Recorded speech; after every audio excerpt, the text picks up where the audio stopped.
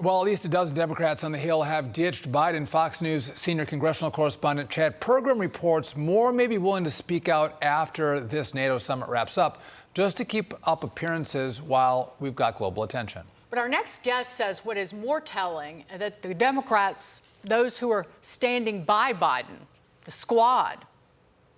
Right now, the same right-wing influences that are trying to take me down are trying to take down President Biden. He made clear then, and he has made clear since, that he is in this race. The matter is closed. Joe Biden is our nominee. He is not leaving this race. He is in this race, and I support him. I'm not distracted by a 90-minute debate.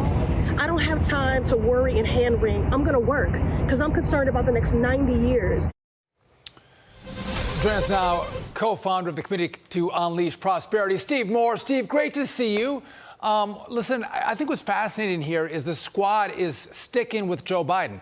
And I think that's relevant because Joe Biden has been such a radical president. The squad loves him, whether it's climate change or open borders, his changing position on the Middle East, his funding for Ukraine.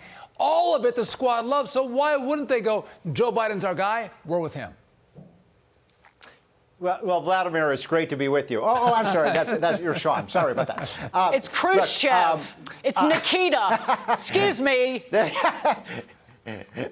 So look, what's going on? I think you summarized the situation very well. Think about where we were exactly 4 years ago versus today. Remember, the Democrats were terrified that Bernie Sanders would be their candidate, who's obviously even a self-pronounced socialist. So they said, no, we're going to take the moderate. We're going to take the centrist Democrat, Joe Biden. And it turns out that Joe Biden, basically the last 4 years, has simply adopted the radical left Bernie Sanders agenda. And so now, isn't it interesting that who are the people defending Joe Biden? Not the moderate Democrats, to the extent there are any moderate Democrats. It's people in the squad. It's AOC. It's Jim Clyburn. What did he say? I'm riding with Biden. It is Bernie Sanders himself saying this guy's been a great president. So my point is that Joe Biden has probably been the most leftist president, probably even more to the left of Obama. And the fact that these guys are defending him, and by the way, there's no uniting. This was not a uniting agenda. This was the fringe of the Democratic Party. But this is not about the last 3.5 years. This is about what the far left, Bernie Sanders, even Ilhan Omar, can get out of this guy if he got reelected. That's true. Or who ends up being the president when he can't govern anymore. They want to be the puppet master. They want to stick their hand up in that puppet and be the one calling the shots. And I'm not joking. The Wall Street Journal editorial board noted this. Bernie Sanders, in his support of Joe Biden, mentioned a national living wage, a payroll tax hike, medical debt cancellation, and so much more. Right. So it's a hyper left-wing economic agenda.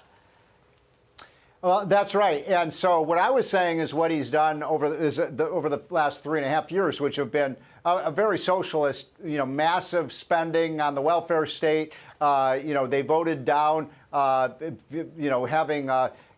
validation of people's citizenship before they vote. It's been an agenda that has been, we wouldn't have imagined this 10 years ago. But you're also right. I mean, you're making a key point here, Dagan, that if Joe Biden were to survive, and I think it's going to be pretty tough after today for him to survive, but if he does, and if he were to win, I think that's improbable too, but if those two things happen, he is going to be a complete servant of the radical left. There's no doubt about that. No doubt about that. So while Joe Biden's juggling saving his political career and entertaining rural leaders, Steve, Americans are struggling with the economy. The new CPI report didn't go up much, didn't cause much more damage, but it's safe to say that the damage has already been done. Overall prices are up 19% since Biden took office. Food and shelter, they're up 21%. Energy, up nearly 33%. Auto insurance, up more than 50%. Steve, it's this kind of economics on the American people why Joe Biden's at an approval rating of about 35%, and they want someone else. This is another key point that you're making, Sean, which is I think Republicans are making a mistake when they go after Biden's mental capacity. I mean, people can see that. But the Democratic narrative is, oh, he's been a great president, he's just too old. No, he's not been a great president. This is a president who's lost control of the border, has basically run up prices in our country. People have lost income. It's crime in the cities. Campus is on fire. This is a president who's disunited the country. And the idea that somehow he's going to change his colors, that ain't happening. So I want Republicans to go after his record. That's right. By the way, let me correct you on one thing. You said 19%. Today, with those new numbers, the official number, prices are up exactly 20.1% since Joe Biden came into office. Terrible. But very telling. The UAW's Sean Fain is worried that Trump could beat Biden, and that's because of his own membership. Union membership has been crushed by Bidenomics, and good on them. He said that to the union's executive board. So, Steve, thank you so much. Great to see you always, my friend. Steve Moore. Thanks, Steve.